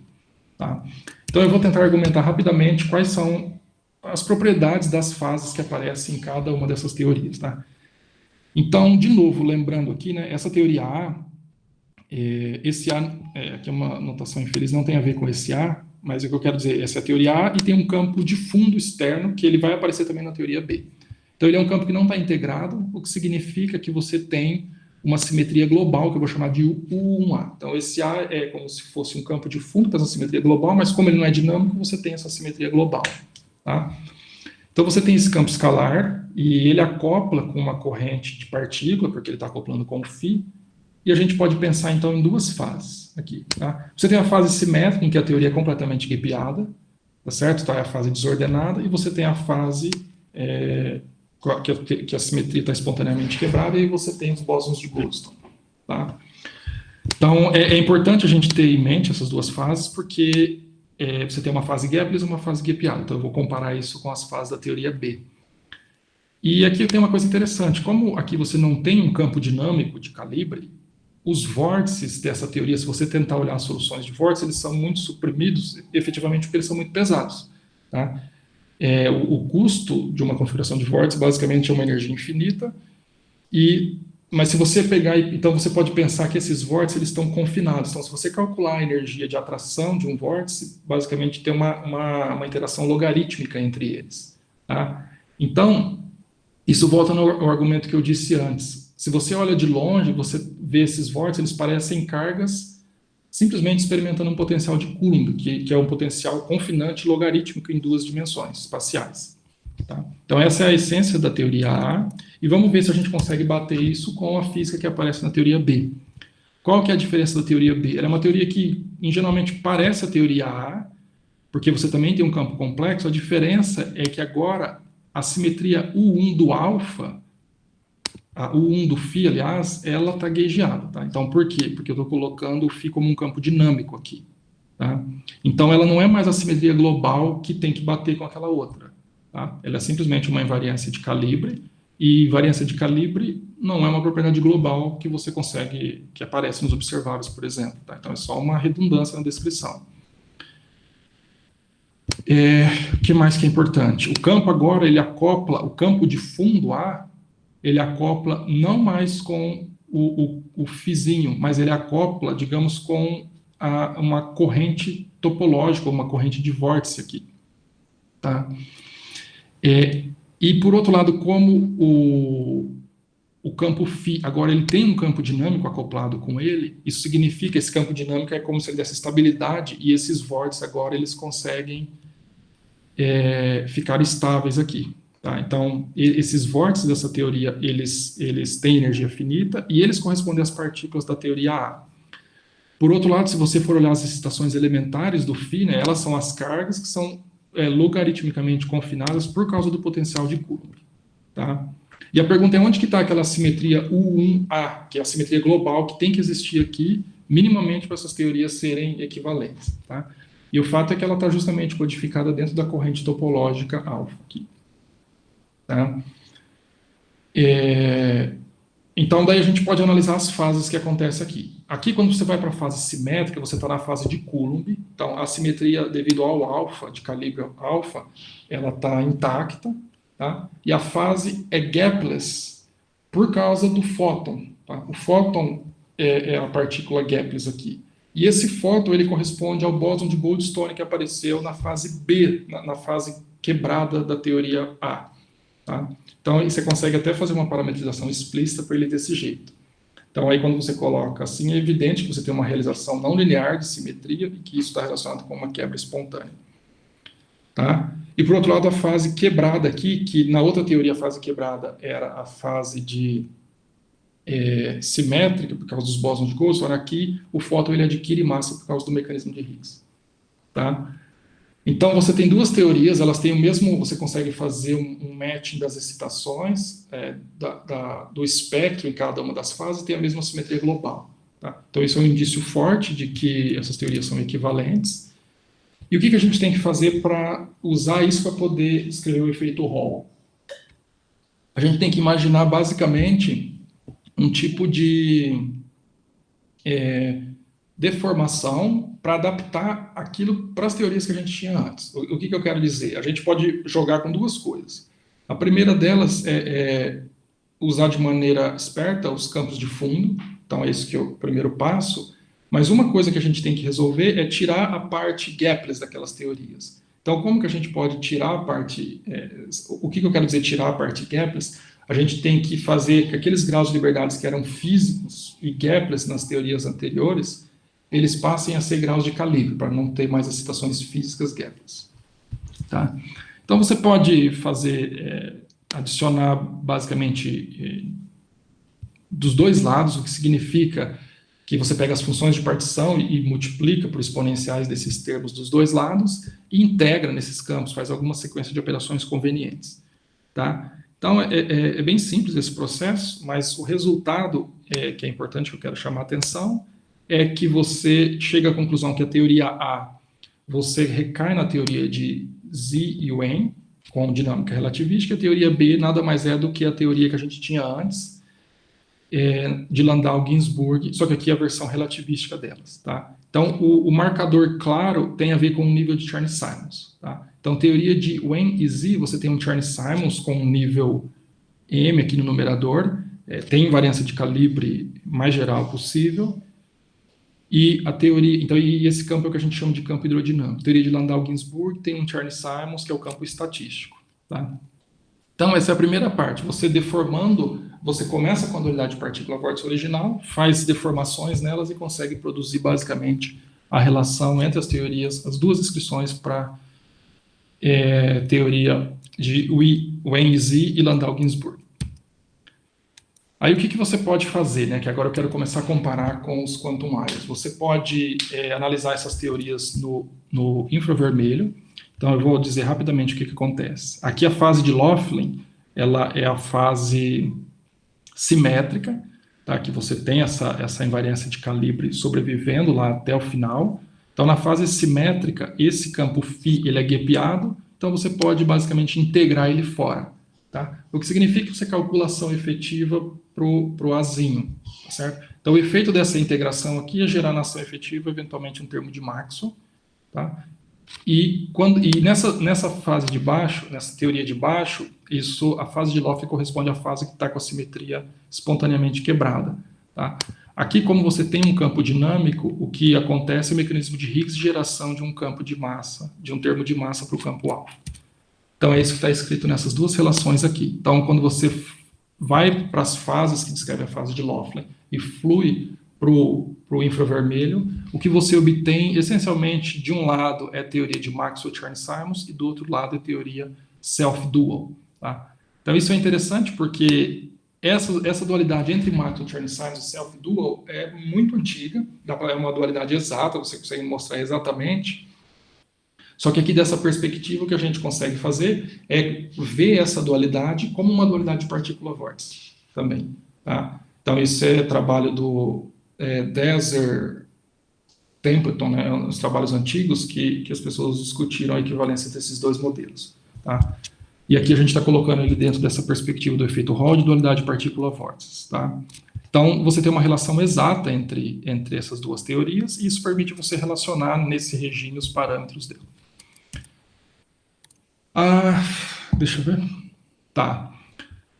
Para você comparar com os quantum wires, é conveniente olhar as formulações hamiltonianas. Então, eu vou falar rapidamente. Teoria de Maxwell-Chern-Simons, você tem uma hamiltoniana que depende só do field strength, componentes do field strength. Eles têm um vínculo, tem que satisfazer um vínculo por causa da componente A0 do campo hidrodinâmico. E as regras de comutação, então, implicam na álgebra de Maxwell-Chern-Simons, que é basicamente uma álgebra entre os componentes do campo elétrico e o campo magnético. Então, a formulação hamiltoniana é caracterizada por essas três coisas. A hamiltoniana, o vínculo e regras de comutação. De maneira bem rápida também, o self-dual é coisa parecida. A gente vai para a formulação hamiltoniana, você tem aqui essa hamiltoniana, então, para o self-dual, e as regras de comutação de condensação canônica implicam na álgebra do self-dual model. Tá?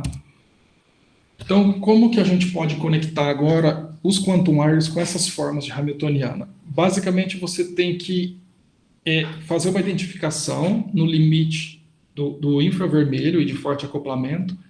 Você identifica as variáveis de quantum wires com campos emergentes. Tá? Porque é isso que você imagina que acontece. Mesmo que você tenha os graus de liberdades fundamentais, que seriam os graus dos elétrons, quando você vai para a fase Hall, de fato, que ela é estabelecida, esses graus eles acabam codificados dentro de campos emergentes. Tá? Então, isso aqui são mapas bem explícitos entre o mundo microscópico e o mundo macroscópico. E é muito interessante que você, com essa identificação, então, se você fizer essa identificação das variáveis de quantum wires com componentes de um field strength, e aí o que você vê? Você vê que a hamiltoniana dos quantum wires se reduz à hamiltoniana do Maxwell-Chern-Simons, e as regras de comutação entre θ e φ, elas implicam nas regras na álgebra de Maxwell-Chern-Simons. E, além disso, essa parametrização satisfaz o vínculo. Tá? Então, eu vou escrever de uma maneira sumarizada que vai facilitar essa visualização. E a segunda possibilidade é você introduzir uma espécie de campo estatístico, não um campo hidrodinâmico. Então, ao invés de você identificar as variáveis de quantum wires com componentes do field strength, você pode identificar ela como componentes do campo do campo estatístico em si. Não campo eletromagnético, desculpa, que eu quis falar rápido, falei errado. Mas aí acontece a mesma coisa. Se você olhar a Hamiltoniana dos quantum wires com essas identificações, ela se reduz à Hamiltoniana do self-dual, e a álgebra entre θ e φ reproduz a álgebra do self-dual. Então, de uma maneira bem esquemática, está aqui, ó. Eu coloquei a Hamiltoniana dos quantum wires, eu reescrevi aqui, e você vê, tem ajustes entre os parâmetros que tem que ser feito para poder reproduzir corretamente, tá? Então, eu não estou discutindo isso aqui, mas você consegue ver a estrutura, né? O que está em azulzinho aqui seria a Hamiltoniana do Maxwell-Chern-Simons, só em termos do campo eletromagnético, de field strength, e o que está em vermelho seria a identificação com self-dual. Então, de uma maneira bem geral, essa unified picture, né, seria assim, né? Você tem descrições de Landau e Ginzburg, e o N e Z, elas estão conectadas por partícula vórtice. Se você vai para infravermelho, Landau, Ginzburg, vai para o self-dual, teoria de Wien-Z vai para Maxwell-Chern-Simons, aqui você tem uma dualidade exata entre elas, e aqui é o ponto de contato com os quantum wires. Se você tem os quantum wires, quando você toma o limite do contínuo, você consegue fazer dois tipos de mapas, ou em termos de componentes do field strength, aí você conecta explicitamente o Maxwell-Chern-Simons quantum wires, ou você consegue fazer uma identificação em componentes do campo estatístico em si. E essa é do self-dual. Tá bom? Só para terminar, desculpem avançar tanto assim, eu acho que a gente pode pensar assim, né? De uma maneira mais geral, hoje em dia, nessas áreas de teoria de campos e matéria condensada, mas o que a gente tem testemunhado, digamos assim, né, é que vários avanços importantes, tanto para a teoria de campos quanto para a matéria condensada, elas surgiram justamente dessa confluência de ideias. Então, assim, um dos avanços recentes que eu acho bem emblemático é justamente isso que é chamado em rede de dualidades em 2+1 dimensões, que, no fundo, o espírito é semelhante ao que eu apresentei, você tentando olhar teorias efetivas. Para o efeito Hall, você estabelece relações entre teorias de campos diferentes, tá? Que capturam a mesma física. Então, toda essa noção de dualidades vem daí. Isso, na verdade, é um reflexo de universalidade das ideias físicas, tá? Então, eu acho que uma perspectiva bem moderna, assim, né, é a gente pensar nisso não mais como assuntos separados, mas como participando de uma estrutura bem unificada, tá? Em relação ao efeito Hall, a física do efeito Hall, eu fiz o seminário inteiro em inglês só para colocar essas duas palavras, mas o que eu quero dizer é que poucos sistemas que têm uma formulação tão simples têm física tão interessante aparecendo, tá? Então, e você tentar, como eu disse, fazer uma descrição completamente geral das filling fractions, isso é está muito longe disso, tá?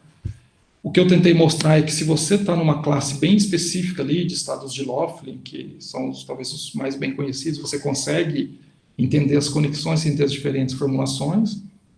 E eu arrisco dizer que uma teoria unificada para fractional quantum Hall, ela tem a mesma ordem de dificuldade que você tentar construir uma teoria de tudo. Tá? Então, eu agradeço pela atenção. Deixa eu só colocar a última transparência. Obrigado pela paciência de todos. Tá? E estou à disposição para perguntas, discussões, comentários. Tá bom? Obrigado aí, Igor. Valeu. Pedro, nós que agradecemos pelo ótimo seminário. Então, eu vou convidar todo mundo a abrir o microfone para a gente poder agradecer ao seminário. Tá, eu vou só tirar da tela cheia. Tá, obrigado. Bom, então eu vou abrir a sessão de perguntas, vocês fiquem à vontade, todo mundo. Aqui, antes de irmos para as perguntas, eu vou só dizer o que tem aqui no chat. Tá. Bom, após a pergunta do Albert, o Manuel Messias, ele elogiou bastante o seminário, foi um seminário muito informativo, interessante. O professor Albert concorda, eu também concordo. Em seguida, o professor Manuel teve que sair, o Albert também agradeceu bastante e teve que sair mais cedo, o Thales também teve que sair mais cedo. Não, isso é culpa também. minha, tá? Eu avancei muito no tempo. Desculpa aí, mas vai lá. Bom, pode ser isso, mas em geral isso acontece também. Isso é bem comum. Todos eles agradeceram, elogiaram o seminário. Então agora eu abro para as perguntas. Fique à vontade para abrir o microfone. Tá, eu só tirei aqui para eu poder ver também um pouquinho. Vou deixar as transparências aqui se precisar voltar. Tá joia, tá joia.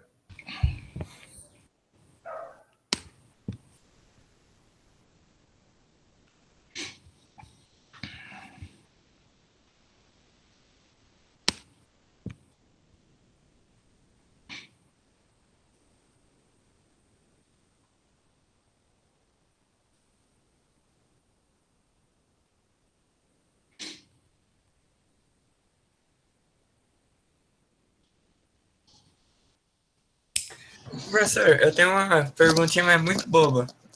Tem uma figura que você coloca 2 bichinhos redondos. Por que você faz aquilo? Isso é. Só quem tem filho pequeno que entende, tá, Lucas? Por isso que. Olha essa figura. Era um Star Wars. Isso que dá preparar o seminário com a filha no colo, tá? Acontece essas coisas aqui.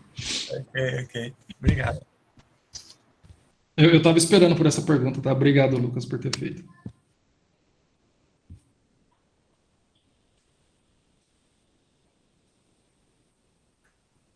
Podia ter, na verdade, uma figurinha dessa com um completamente uma bolinha, né? E o outro com uma rosquinha. Tinha outra figura aqui mais chata, e eu vi essa de última hora, mas realmente poderia melhorar isso, né? E, enfim. Isso é a atração do Netflix lá. Eu tenho uma pergunta um pouco genérica, Pedro, com relação a, por exemplo, o uso de ferramentas não perturbativas, né? Ou seja, você está falando de uma série de dualidades e coisas que, de fato, te permitem estabelecer uma física não perturbativa a partir dessas propriedades bastante especiais, né? Mas existem todas essas ferramentas que são não perturbativas em essência e, claro, têm as suas limitações, mas que podem ser aplicadas para sistemas de matéria condensada usando essa linguagem de teoria de campos, como, por exemplo, os métodos funcionais, grupo de renormalização funcional e todas essas tecnologias. Existe alguma tentativa de, vamos dizer assim, seguir adiante esse programa, vamos dizer assim, né, de explorar essas dualidades e esses métodos não perturbativos que, vamos dizer, funcionam independentemente da existência dessas dualidades ou não, mas que são limitados pela questão de você não ter um controle sistemático como uma teoria de perturbação? Deixa eu só ver se eu entendi. Você está perguntando assim se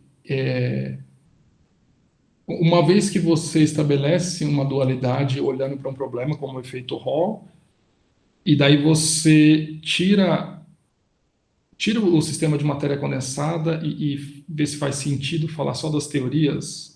É isso? Não sei se ficou clara a pergunta. A minha pergunta é mais relacionada ao método em questão, para você analisar o sistema, né? Ou seja, você pode simplesmente pegar uma teoria de campos e colocar na rede, né? Colocar resolver a teoria não perturbativamente usando métodos de Monte Carlo, por exemplo. Certo. E, evidentemente, isso tem limitações de erros sistemáticos, né? Porque as técnicas de Monte Carlo, enfim, elas têm uma precisão finita e você vai ter que limitar os seus resultados a partir dos erros desses métodos. Mas ainda assim a gente sabe tirar a física não perturbativa de simulações de Monte Carlo, né? E, por exemplo, a gente faz isso para teorias que são altamente complicadas e que não têm, aparentemente, nenhum tipo de dualidade, vamos chamar assim, que nos ajude a descrever regimes não perturbativos a partir de regimes perturbativos e assim sucessivamente. A minha pergunta é mais nessa direção, ou seja, os métodos que você está discutindo nesse seu seminário, eles são métodos que são, de certa forma, particulares para modelos que você está explorando, mas eu poderia simplesmente explorar essas teorias de campos usando métodos mais, entre aspas, convencionais, vamos dizer assim. E a minha pergunta é mais na direção de em que pé está essa comparação entre esses métodos mais tradicionais e essas dualidades? Ou seja, há exploração por essa via mais tradicional, vamos dizer assim? Tá. Eu acho que mais ou menos, eu acho que eu entendi. Eu acho que, assim, como eu tentei argumentar lá, o método tradicional que a gente pensaria é você tentar construir, fazer teoria de perturbações. Só que quase que a definição da fase Hall, ela é justamente uma fase que ela é altamente não perturbativa. Então, para começar, você já não consegue formular a versão mais simples do problema em termos de teoria de perturbações. Então, é muito difícil, por isso que eu disse, é muito difícil você comparar com approaches tradicionais. Por isso que o que eu quero dizer, não tem nem... Eu acho que assim, o que seria mais perto é você tentar fazer assim, né? Como você falou, você pega a equação de Schrödinger governando muitos elétrons na presença do campo magnético, interação de Coulomb, e põe para simular. Põe um sistema lá para fazer uma simulação. O problema é que aí é difícil você ver propriedades emergentes como a excitação de quasi-partículas, porque elas vêm justamente de um limite que está fora do alcance, porque você consegue fazer uma simulação com 100 elétrons, que é muito, eu acho. Eu não sei dizer muito bem, mas eu creio que é muito. E ali é difícil você ver propriedades emergentes, né, porque realmente é nesse limite. Então, sumarizando, eu penso assim, métodos tradicionais, eu acho que de cara eles são varridos fora num approach de problemas que são fortemente correlacionados e fortemente acoplados. Então é difícil você fazer. Aí, o que a gente pode fazer, as maneiras mais precisas, eu acho que tem a ver com a quantum wires, porque a bosonização e teoria conforme eles são muitos resultados exatos. Só que é claro que aí você tem que dar você paga um preço que é dar uma interpretação muito anisotrópica no sistema, porque você tem claramente uma distinção. Então, você consegue, toda a potência que esses métodos têm, você consegue ir para um certo regime de baixas energias e explorar um pouco de física desse ponto de vista. Mas, enfim, não sei, eu falei um monte de coisa, talvez tenha ficado mais confuso. Mas o que eu queria dizer, só em poucas palavras, é que eu acho que não tem como usar teoria de perturbações, métodos muito tradicionais. Tá? Então, os métodos, assim, teorias efetivas, esse é o mais padrão, aqueles approaches variacionais de função de onda, que o Laughlin começou com isso, e no fundo ele ganhou tanta intuição sobre o problema que ele foi capaz de escrever uma função de onda, claro, baseada na solução do problema livre, né, mas aí ele foi capaz de produzir uma função de onda que captura a essência da física do efeito Hall, e nos anos mais recentes que veio essa história dos quantum wires, né? Acho que o trabalho original do Kane é do início dos anos 2000, mas demorou teve um gapzinho assim, 2011, 12, que ganhou força, porque as pessoas entenderam melhor como que dá para você descrever uma variedade muito grande de fases topológicas, praticamente todo tipo de fase topológica, e da matéria, né?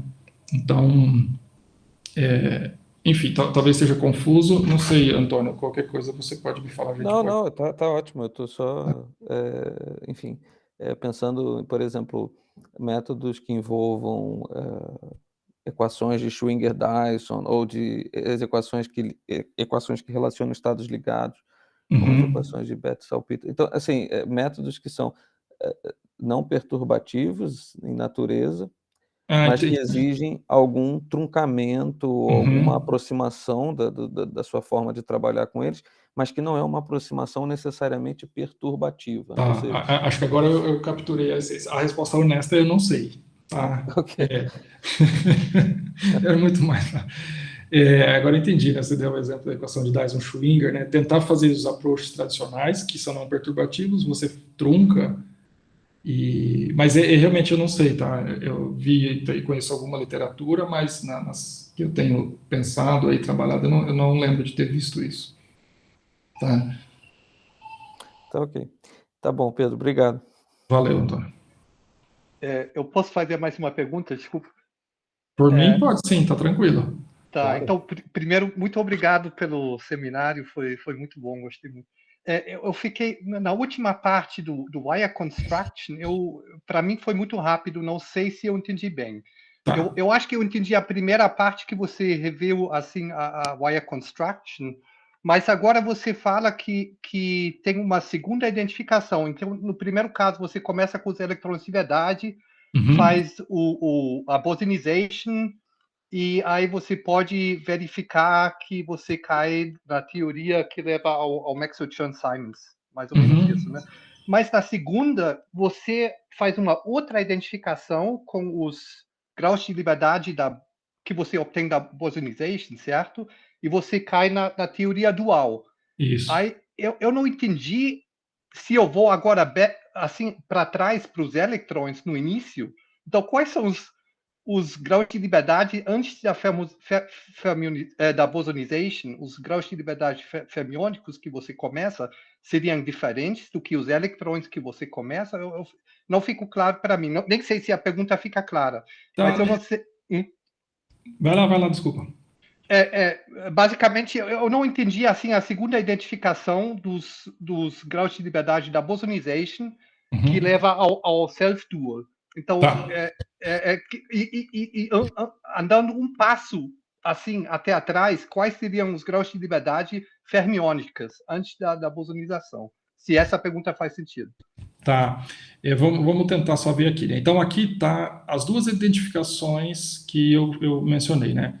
Você está vendo que, por exemplo, aqui, né? Ó, essa identificação aqui. Então, vamos só pensar assim, θ e φ, ele representa os graus eletrônicos, tá? É a bosonização do elétron, mas então eles capturam os graus eletrônicos, tá?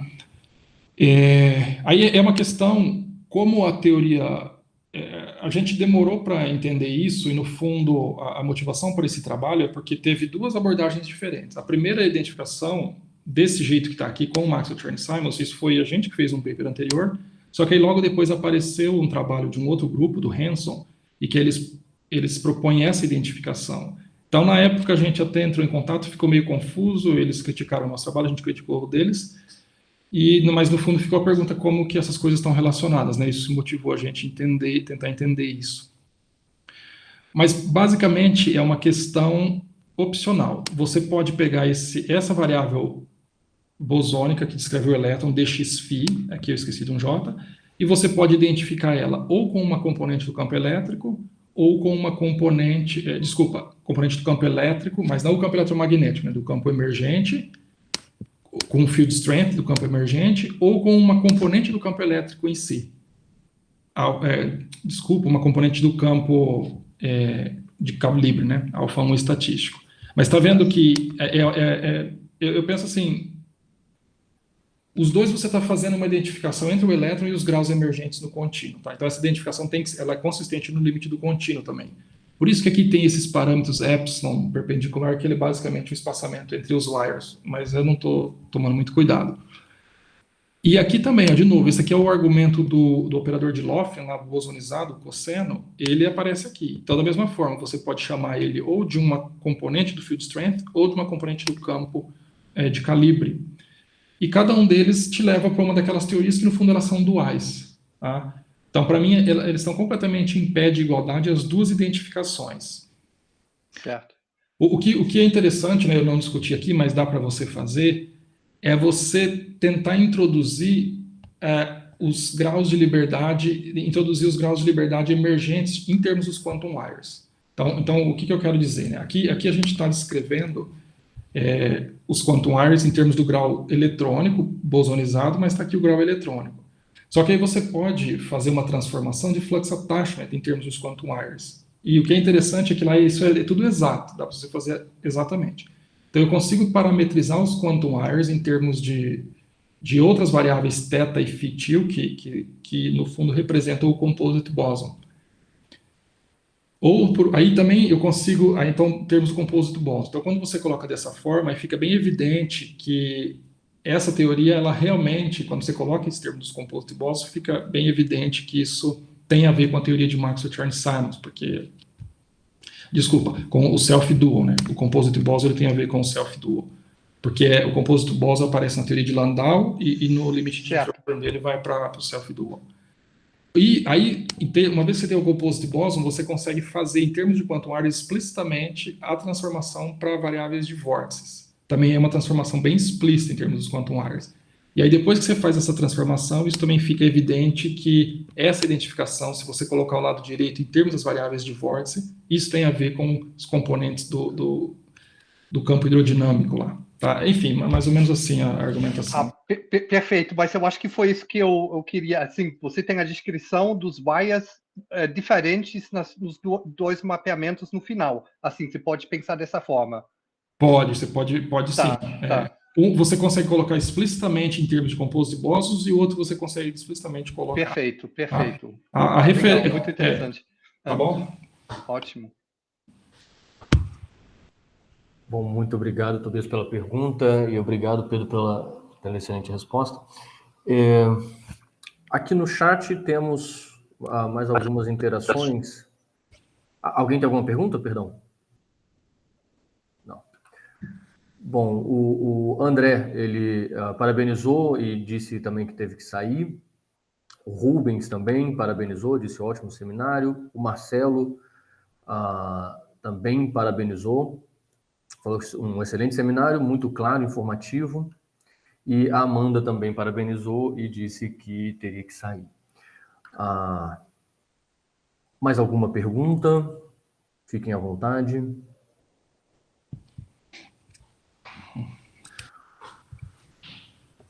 Bom, não havendo mais perguntas, Pedro, eu quero agradecer mais uma vez. Eu concordo com todos aqui que disseram que o seminário foi muito claro e informativo. Concordo, sim, o seminário foi ótimo. Acho que foi um seminário perfeito para o fechamento das atividades do TQCBR. E muito obrigado mais uma vez, apesar de toda a situação feliz que vive a tua casa, certo? Muito obrigado. E eu vou convidar, pela última vez, todo mundo a abrir o microfone. Vocês escutaram ao longo do seminário? Sim, a contribuição, né? Claro. Então, eu já renormalizei, então eu nem escuto mais isso, tá? Eu já ia dali para cima. Tá bom, eu que agradeço. Obrigado pela chance de falar aqui. Muito legal. Muito obrigado. Em nome do TQCBR, mas também está aí o Antônio e o Rodrigo, que podem também agradecer. Valeu, Pedro. Muito obrigado aí. Beleza. Valeu, Rodrigo. Muito obrigado. O seminário foi excelente, Pedro. Isso aí, obrigado, Antônio. Valeu. Rodrigo, fique à vontade para interromper a gravação.